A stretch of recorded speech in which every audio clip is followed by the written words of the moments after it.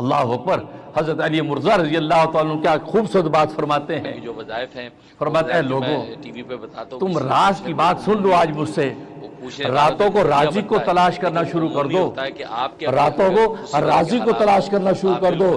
دن کے سویرے میں رزق تمہارا انتظار کرے گا. اس کی عام اجازت ہوتی اللہ ہے کہ پوچھنے والے کا ذریعہ بنتا ہے، لیکن یہ خصوصیت نہیں ہوتی کہ وہی کرے کہ دوسرا کوئی نہ کر سکے. یا یہ کہ آپ نے ماں سنا کسی اور شخص کو کوئی تکلیف ہوئی، آپ نے میرا وہ وظیفہ سنا ہے، اس کی بھی میں نے اجازت دے رخی کہ آپ آگے بتا سکتے ہیں کہ آپ مفتی صاحب ہمیں یہ وظیفہ بتایا تھا. آج راتیں ہماری بدمست ہاتھی کی طرح گزرتی ہیں.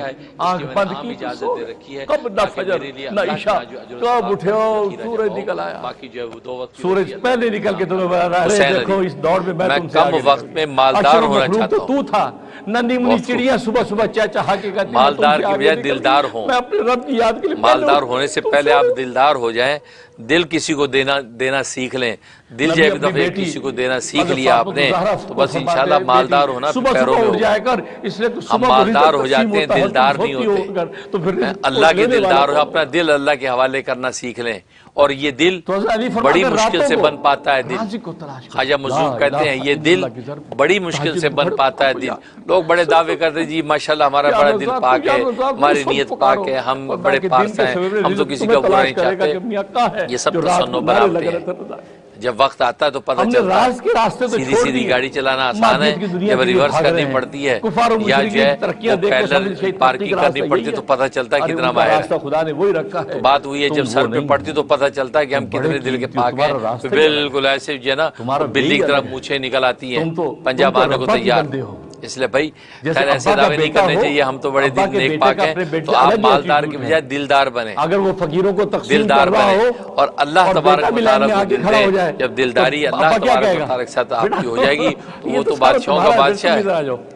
جب آپ اس کی دلداری کریں گے تو پھر مالداری تو آپ کے قدموں میں ڈالے گا. خزانوں کا مالک وہی ہے. نہیں ابا آپ تو اس سے مالدار ہونے سے پہلے دلدار بنے، انشاءاللہ مالدار بھی بن جائیں گے. اور باقی مالدار بننے کا نسخہ نبی کریم صلی اللہ علیہ وسلم نے ایک صحابی کو بتایا جو غریب تھے. انہوں نے درخواست کی کہ دعا مجھے کوئی دعا بتائیے، دعا کر دی میں مالدار ہو جاؤں. اور میں نے بھی جب پہلے بھی ٹی وی پہ بتا چکا جن لوگوں نے عمل کیا ہے واقعی ان کی زندگیاں تبدیل ہونا شروع ہو گئی. اور وہ طریقہ یہ کہ جب آپ گھر سے نکلیں تو یہ 5 صورتیں جو تلاوت کر لیں. 5 صورتیں پڑھ لیں بسم اللہ ملا کے. اسی راستے میں جائیں. سب سے پہلے بسم اللہ الرحمن الرحیم پڑھیں. بسم اللہ الرحمن الرحیم پڑھ کے آپ نے یہ صورتیں پڑھنی ہیں. سب سے پہلے آپ نے جو ہے سورۃ کافرون پڑھنی ہے، پھر اذا جاء پڑھنی ہے، اسی طریقے سے قل هو اللہ پڑھنی ہے، سورۃ فلق پڑھنی ہے، سورۃ ناس پڑھنی ہے. راتوں کو یہ 5 کو تلاش کرنا شروع ہر ایک سے پہلے بسم اللہ پڑھنی ہے، اصول پڑھنی ہے، پھر سورۃ ناس جب ختم ہو جائے تو اس کے بعد پھر بسم اللہ الرحمن الرحیم پڑھیں. تو گھر سے نکلیں جب اس وقت پڑھ لیں، اور جب گھر کی طرف لوٹے اپنی دکان سے، دفتر سے، ملازمت سے تو پڑھ لیں. بس یہ عمل شروع کر دیں. آپ دیکھیں دنوں کے اندر ہی آپ تبدیلی محسوس کریں گے انشاءاللہ. اور وہ صحابی فرماتے ہیں میں اتنا مالدار ہو گیا کہ مجھے نہیں پتا چلا کہ کہاں سے مال آتا تھا. آج راتیں ہماری یہ نبی پاک صلی اللہ علیہ وسلم کا حدیث میں بتایا ہوا نسخہ ہے، اور جس نے اس پہ عمل کیا ہے ان چند دنوں میں اس کو اندازہ ہو گیا کہ واقعی میں تو مالدار ہو رہا ہوں. سورج آپ پہلے جو نکل کے مالدار ہو دیکھو اللہ کے راستے میں دینے کا سلیقہ بھی سیکھیے گا. آپ کو دیتے بھی رہیں گے. چڑیاں صبح صبح چہچہا کے کہتی میں تم سے آگے نکل گئی، میں اپنے رب کی یاد کے لیے پہلے اٹھ گئی، تم سو رہے ہو.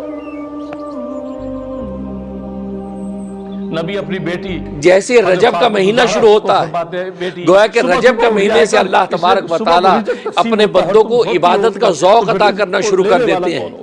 کیونکہ یہی وہ مخصوص مہینے کی جن میں اللہ تبارک و تعالیٰ کی بڑی بڑی ساری عبادات جمع ہو جاتی ہیں. تبھی تو حدیث میں آتا ہے کہ رجب شہر اللہ، رجب اللہ کا مہینہ ہے. وہ شعبان الشہری، شعبان فرمایا میرا مہینہ ہے. وہ رمضان الشہر امتی، اور رمضان میری امت کا مہینہ ہے. تو گویا کہ رجب کے مہینے سے ذوق عبادت پیدا کرنی شروع کر دی. کیونکہ آپ اگر غور کریں تو رجب سے لے کر آپ محرم تک یعنی ذی الحجہ تک یہ جو مہینے، یہ مہینے خاص خاص عبادتوں کے مہینے. گویا کہ مسلمانوں کی عبادتوں کا سارا نچوڑ انہی مہینوں میں ہے. رجب کا مہینہ ہے، شعبان کا مہینہ ہے، رمضان کا مہینہ ہے، پھر شوال کے مہینے سے ایام حج شروع ہو گئے. حج کے مہینے شروع ہو گئے، شوال کا مہینہ ہے، ذی القعدہ کا مہینہ اور ذی الحجہ کا مہینہ، ذی الحجہ میں حج مکمل ہوا، اب محرم کے مہینے سے نیا سال شروع ہو جاتا ہے۔ دے گا یہ نہیں دے گا، نہیں دے گا اس کو، تو گویا کہ دیکھو رجب سے لے کے ذی الحجہ تک یہ وہ مہینے، یہ پاکیزہ نورانی مہینے ہیں کہ جن میں اللہ تبارک و تعالیٰ کی خاص عبادات اور خاص لطف و کرم ہے کہ اگر آپ یہ نیکی کر لو گے تو یہ عطا کر دیا جائے گا، یہ اس رات کے اندر جاگ جاؤ تو یہ نواز دیا جائے گا۔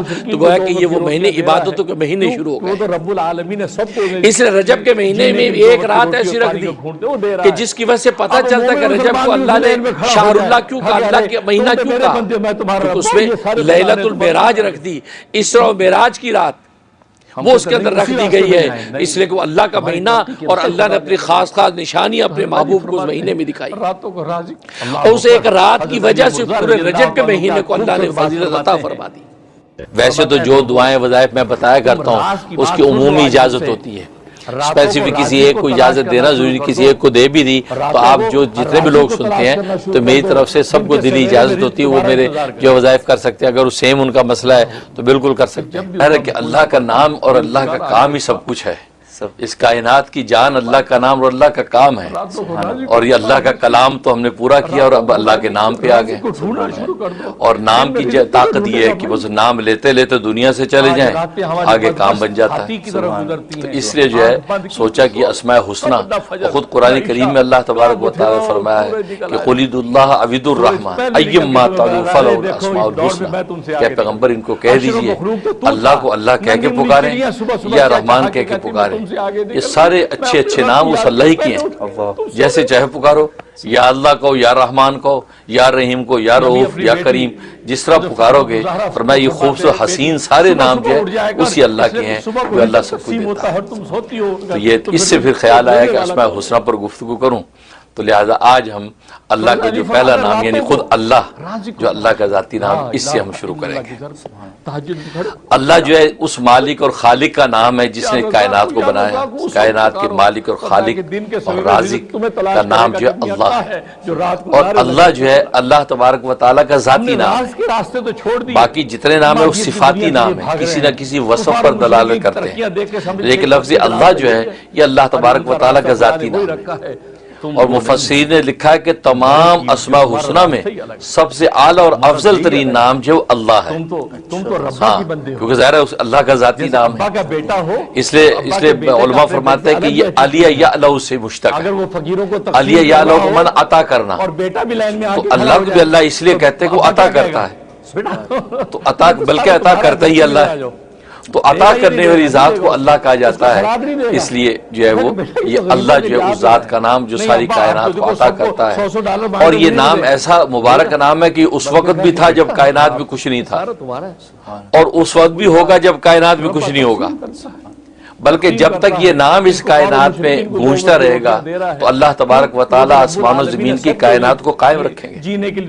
اس لیے حدیث میں فرمایا کہ لا تقوم الساعة حتى يقال في الارض اللہ اللہ، اس روئے زمین پر قیامت برپا نہیں ہوگی جب تک کہ اس زمین پر اللہ اللہ کہا جاتا رہے گا۔ یعنی اس میں بھی کسی عبادت کا ذکر نہیں کیا کہ نماز پڑھتے ہوں گے لوگ، روزے رکھتے ہوں گے، زکات، بلکہ اللہ اللہ اللہ، بس اللہ اللہ کا ذکر بھی اگر ہوتا رہے گا تو اس نام میں اتنی طاقت اور تاب ہے کہ آسمان و زمین کو تھامے رکھے گا، اور اگر اللہ کی اس حکم کی اطاعت ہوتی رہے تو پھر تو قیامت کا سوال ہی نہیں ہے۔ اس نام میں اتنی طاقت ہے کہ کائنات اس نے تھام رکھا ہے۔ تو اللہ جو ہے اللہ کے تمام ناموں میں جو مشہور نام 99 نام ہیں، ورنہ مفسرین نے چنانچہ علامہ سیوطی رحمۃ اللہ علیہ نے ایک روایت کے مطابق 5000 نام شمار کیے ہیں، 5000، بعض مفسرین نے 35000 نام شمار کیے ہیں، کیونکہ اللہ کے صفاتی نام بہت ہے کہ جتنے دنیا میں اوصاف بن سکتے ہیں سارے وصف اللہ کے ہیں۔ تو اللہ جو ہے، اور اللہ امام سیوطی رحمۃ اللہ علیہ کا قول یہ کہ لفظ اللہ اس میں جامد ہے، جامد ہے، نہ کسی سے بنا نہ اسے کچھ بنتا ہے۔ لم یلد ولم یولد کی جو شان ہے گویا کہ وہی شان اللہ کے اس نام کی بھی ہے، گویا کہ نہ یہ جامد ہے نہ اس سے کچھ بنا نہ یہ کسی سے بنا، تو گویا یہ ان کا یہ اپنا ایک ان کا مزاج ایک ذوق۔ تو لفظ اللہ جو ہے یہ جو ہے وہ یہ اللہ کا ایک ذاتی نام، اور اس کو ادا کرنا، اس کو جو ہے جب زبان سے لیں تو اس کے بارے میں مفسرین نے لکھا ہے کہ اس کا ادب یہ ہے کہ اللہ کے ساتھ کوئی جو ہے وہ تکریم کا جملہ لگانا چاہیے، یا جیسے تعالی اللہ تعالیٰ نے فرمایا، یا تبارک و تعالی اللہ تبارک و تعالیٰ کا ارشاد ہے، یا اللہ جل جلالہ کہنا چاہیے، یا اللہ جل شانہ نے یہ ارشاد فرمایا۔ تو لفظ اللہ اکیلا بولنا تو فرمایا جائز تو ہے، لیکن خلاف ادب ہے، کیونکہ اللہ کو اس چھوٹے موٹے کسی لقب کے ساتھ شمار کرنا چاہیے، بیان کرنا چاہیے۔ بلکہ حضرت حکیم الامہ تھانوی رحمۃ اللہ تو عجیب بات فرمائی کہ اللہ کی ذات اگر یہ ہم پر شرط لگا دیتی کہ میرے نام کو القابات کے بعد لینا، جیسے دنیا کے اندر کسی بڑے بادشاہ کا جب نام لیا جاتا ہے تو القابات کے بعد نام لیا جاتا ہے، اللہ اگر ہم پہ یہ شرط لگا دیتے تو ہم زندگی پر القاب ہی شمار کرتے کرتے دنیا سے فنا ہو جاتے، اللہ کے نام لینے کی نوبت ہی نہ آتی۔ اللہ کی ذات کے القاب اتنے جو بادشاہوں کا بادشاہ ہے، فرمایا کہ اگر اللہ یہ شرط لگا دیتے تو پھر ہم اللہ کا نام نہ لے سکتے۔ یہ اللہ کی لطف و عنایت ہے کہ اللہ نے یہ شرط نہیں لگائی کہ میرے ناموں پہ القاب پہلے لگاؤ، جیسے دنیا کے بادشاہوں میں القاب پہلے شمار ہوتے ہیں پھر میرا نام لینا۔ فرمایا کہ اگر اللہ کے القاب بیان کرتے رہتے، فرمایا زندگی ہماری فنا ہو جاتی، اللہ کا نام لینے کی نوبت نہ آتی۔ فرمایا وہ کریم داتا ہے، اس نے ہمیں کہہ دیا تم جلدی سے جھٹ سے نام میرا لے لو اور اپنے دلوں کو تسکین دے لو، اس لیے ہم اللہ اللہ کہہ دیتے ہیں، یا اللہ کہہ کے پکار، یا اللہ ہماری حاجت پوری کر دے۔ ہم القاب کے تکلف میں نہیں پڑتے، یہ بھی فرمایا اللہ کی لطف و عنایت ہے، ورنہ بادشاہوں کی طرح شرط لگا دیتے تو پھر اللہ کے نام لینے کی نوبت نہ آتی۔ فرمایا کہ حقیقت یہ ہے کہ اللہ تبارک و تعالیٰ کا نام جو ہے یہ اتنا جو ہے اتنا عظمت والا نام، بلکہ پیرانی پیر شیخ عبد القادر جیلانی رحمۃ اللہ علیہ فرماتے ہیں اسم اعظم جو ہے وہ ہے ہی اللہ، اور یہ بڑی پتہ کی بات ہے۔ فرمایا کہ اسم اعظم اللہ ہے، لیکن شرط یہ ہے کہ جب یہ اللہ کا نام آپ کی زبان سے آپ لیں اور جب اللہ کا لفظ پکاریں تو آپ کے دل میں اللہ کے غیر کا خیال نہیں ہونا چاہیے۔ فرمایا کہ ادنا خیال بھی آپ کے قلب کے اندر نہ ہو، خالص اللہ کی پکار کے ساتھ جو ہے آپ اللہ کو پکاریں، زبان پر بھی اللہ اور دل میں بھی اللہ کے سوا کوئی غیر نہیں ہے۔ فرمایا یہ اسم اعظم ہے، اس طرح پکار کے کچھ مانگو گے خدا اسی وقت جھولی بھرے گا۔ اللہ، اور یہ حقیقت ہے، یہ اہل دل نے اس کے تجربے کیے ہیں کہ جب اللہ کو خالص کر کے پکارا ہے اور دل میں بھی اللہ کے سوا کوئی نہیں ہے اور زبان پر بھی اللہ کے سوا کوئی اور نام نہیں، اور اللہ کہہ کے یا اللہ اللہم کہہ کے جب در سے پکارا، یہ واقع فرمایا یہ اسم اعظم ہے، اسی وقت اللہ مراد پوری کرتے۔ کیسے نہ ہو، اس لیے کہ اللہ جو ہے وہ لکھا ہے مفسرین، اللہ اس ذات کا نام ہے کہ جس ذات میں سارے جمال و کمال پینا ہو، سارے جمال و کمال پر جو ذات حاوی ہوتی ہے اس کو اللہ کہتے ہیں۔ اب سارے جمالات سارے کمالات جو ہے وہ اللہ کی ذات کے علاوہ کس کے پاس ہوں گے؟ فرمایا سارے جمالات و کمالات اللہ کی ذات کے اندر جو بند ہو جاتے ہیں۔ فرمایا یہ اللہ اس ذات کا نام، اس لیے یہ اللہ جو ہے اتنی عظمت والا نام ہے کہ اس اللہ کے نام کو واقعی اسی عظمت کے ساتھ اگر لیں تو واقعی اہل دل اس کا تجربہ کرتے ہیں کہ جب لیتے ہیں تو واقعی جو مانگتے ہیں ہاتھ خالی نہیں لوٹتے۔ اس لیے پیرانی پیر نے کہا کہ اسم اعظم ہے یہی، چاچی امام اعظم ابو حنیفہ رحمۃ اللہ علیہ کا بھی قول یہ ہے کہ اسم اعظم لوگ ڈھونڈتے ہیں، اللہ کا لفظ جو ہے اللہ کا جنام یہی اسم اعظم ہے۔ تم اس نام کو سچی صدق دل سے پکار کے تو دیکھو خدا کیسے پوری کرتا ہے۔ اگر وہ فقیروں کو تقسیم، یہ تو اللہ کے نام کی حقیقت ہے۔ اور جہاں تک اس کے فضائل و فوائد کا تعلق ہے، علماء نے لکھا ہے کہ ایک اس کا فائدہ ہے کہ اگر دل میں شکوک و شبہات ہیں ایمان کے حوالے سے، عبادات کے حوالے سے، اور آج کے یہ تشدد کا جو دور ہے، نظریات کا تشدد ہے، طرح طرح کی چیزیں سامنے آتی ہیں، تو انسان اللہ پر ایمان کو ڈاماڈول محسوس کرتا ہے، اور نئی نسل خاص طور پہ جو ہے اس حوالے سے تشکیک کے اندر مبتلا ہو جاتی ہے کہ یار پتہ نہیں اللہ ہے کہ نہیں۔ اور اس کے لیے زبردست اس میں تاثیر ہے کہ یا اللہ یا اللہ یا اللہ، فرمایا 1000 مرتبہ پڑھ کے سینے پہ دم کیا جائے اور پانی دم کر کے پلا دیا جائے، فرمایا جس قسم کی دل کے اندر شکوک و شبہات ہو گئے رفع ہو جاتی۔ اچھا ماشاءاللہ۔ اور آج تو ہر بندہ پریشان ہے کہ یار یہ دل کے اندر کیا ہے، اس کے بیٹھ گیا یہ تو اسلام سے بھاگ رہا ہے، یار یہ تو ایمان کی باتیں نہیں کرتا، یہ تو غیروں کو دیکھتا ہے، بس یا اللہ یا اللہ یا اللہ یہ 1000 دفعہ پڑھیں، اول آخر 11 مرتبہ درود شریف، اور اس کے بعد جو وہ دم کر دیں۔ بلکہ میں تو کہتا گھروں کے اندر عورتیں جو ہیں مائیں پورے گھرانے کو، بچوں کو، بڑوں کو، سب کو پلائے کر دم کر کے، انشاءاللہ ان کا دل جو خدا کے ساتھ ہی جڑا رہے گا اور اللہ سے ہٹے گا نہیں۔ ایک اس کا یہ فائدہ. کتنے دن کریں؟ یہ 41 ڈیز 41 دن 41 دن کریں انشاءاللہ تبدیلی آ جائے گی. اور دوسرا فائدہ اس کا یہ کہ اگر کسی کا کام اٹکا ہوا ہے, بڑا مشکل کام ہے, ہو نہیں پا رہا اور زور لگا لیا, ساری کوشش کر لی, کام نہیں ہو رہا, تو جمعے کی نماز سے پہلے خلوت میں بیٹھ کے صرف 200 مرتبہ پکارنا ہے, اللہ اللہ اللہ اللہ, 200 مرتبہ اس کا ورد کرنا ہے. اول آخر 11 مرتبہ درود شریف کے ساتھ. فرمایا کہ کیسا بھی مشکل کام ہو اللہ تبارک و تعالی اگلے جمعے سے پہلے حل کر دے. عجیب تاثیر ہے. صرف ایک دن کرنا, صرف ایک دن, پھر اگلے جمعہ ہے, اگر نہیں پھر کر لیں. تو ورنہ فرمایا کہ وہ تو پڑھنے والی کی اس پر ہے کہ سچائی کے ساتھ پڑھ رہا ہے, صدقے دل سے پڑھ رہا ہے, تو اگلا جمعہ آنے سے پہلے کام ہو جانا.